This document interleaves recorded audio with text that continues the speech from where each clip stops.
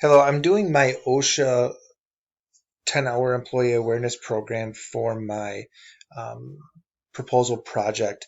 Um, the the Occupational Safety and Health Administration, they have two different types of programs. They have an OSHA 10-hour and an OSHA 30-hour. The 30-hour is a much more advanced OSHA awareness program that is designed for supervisors and safety professionals.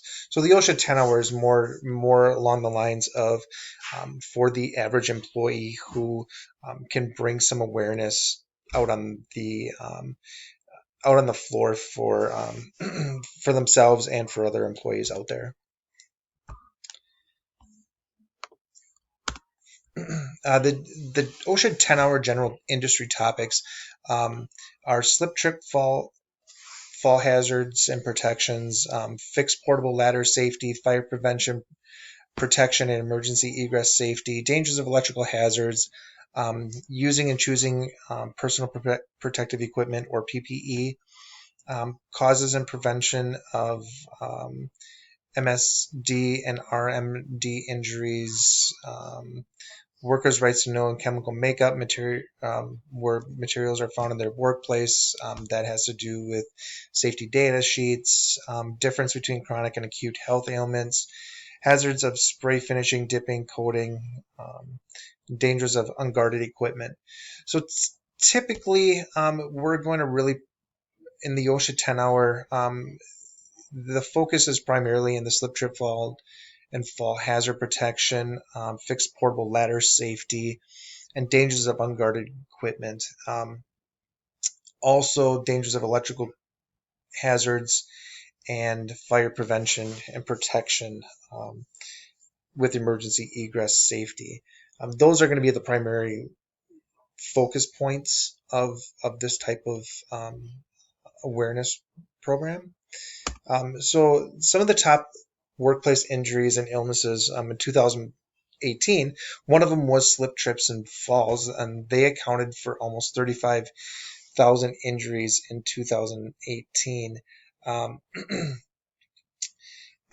and so the slip, trips, and falls part of the OSHA 10-hour course, um, according to OSHA, slip, trips, and falls accounts for 15% of all accident deaths, which is only second to motor vehicles. So the objectives here are to lessen, um, or sorry, the objectives here are to identify hazards in the workplace, such as grease, oil, ice, snow, liquids, or freshly cleaned floors. And I know that sounds pretty basic, but really it's not. You have to really make people aware, because if people see water, they see it every day. They don't look at it as a hazard. They look at it as something, a normal part of the day. When in actuality, in the workplace, it is a hazard. It does cause slips. It does cause falls. It is a danger, and you have to bring awareness to that and let people know and explain to people how it is a danger. Um, Learning how to teach the employees how to that they can put controls in place, like keep walking places surfaces clean and dry as possible. Employees can bring up suggestions about making sure that like floor cleaning and scrubbing and mopping is done on off shifts when it's lessening the exposure of potential accidents. Um, Another thing employees can do is they can make sure that their footwear is slip resistant. And as an employer, we can make sure that we're doing our part in doing that and only requiring slip resistant shoes be worn out on the floor. Um, Employees should be identifying and reporting spills immediately, and we should be, as employers, removing ice and snow immediately as well. Another thing employees can be doing is report poor housekeeping practices, and they can help by reporting corrective actions for that. If we're not emptying garbages fast enough and there's overflow, so there's trash on the floor, or if we're stuff like that. If there's cords like extension cords on the floor, that stuff needs to be identified and a trip hazard sign needs to be put on, or we need to put a work order in to have the extension cords drop down from the ceiling, um, so it's off of the floor and away from potential dangers. Um, so fall hazards should be identified and guarded as well, like mezzanines, and there should be fall protection there. And then lastly, we need to look at fall protection as such as harnesses should be used when guarding can't be put in place. So if you have a mezzanine that needs to be open without a guardrail, then there needs to be some sort of fall protection to prevent an employee from falling. Another leading cause of injuries and illnesses in the workplace in 2018, OSHA reported that almost 40,000 injuries were from uh,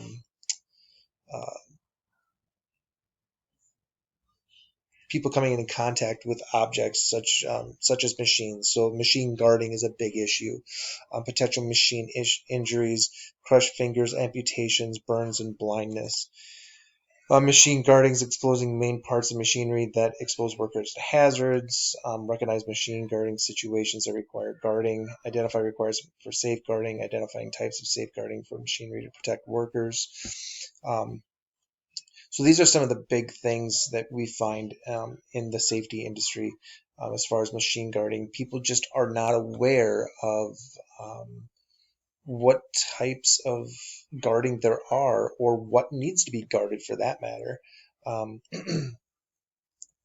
I have an example here in my conclusion, so I'll jump right to the example. The example, we had a bottle capper at work um, that had a press that came down and kind of set the cap on the bottle, or set the cover on the bottle, and then it moved forward, and a cap screwer came on and pushed down and screwed the cap on.